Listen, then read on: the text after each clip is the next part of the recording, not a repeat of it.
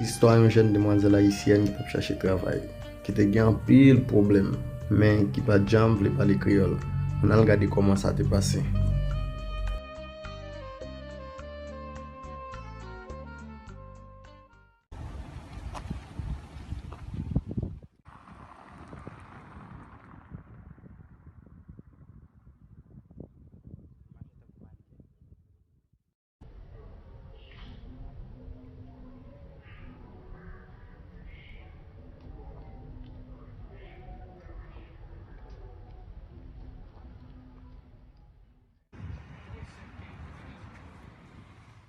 Buenas, Buenas.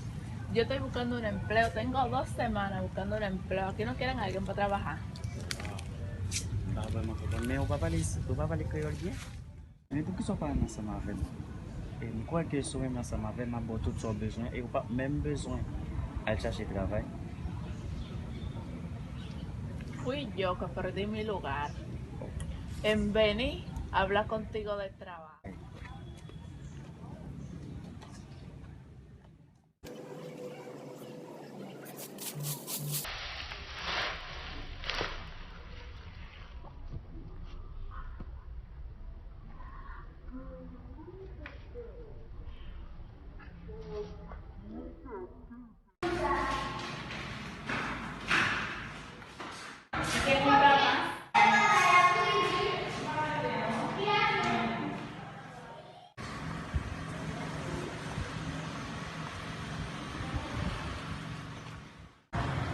Buenas, aquí no quieren un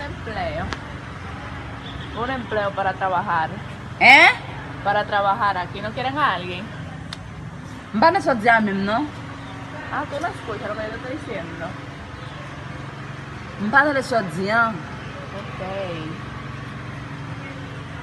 Aquí no quieren nadie para trabajar. Madame, wade sa mzou lan, mpa ne sot diyan. Mwen pa tan.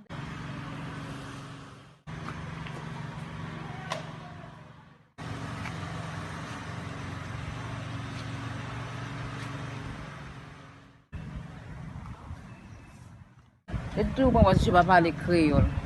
Pa pale espanyol tou. Se nou mèm, se mwen mèm tou. Nou batan de espanyol, mwen batan de... Nou batan de kreol, mwen batan de espanyol tou. Tampo. Accepter mon ouéa, c'était un message pour tout haïtien qui partout dans le monde là. Écrit par Sophia Séraphin.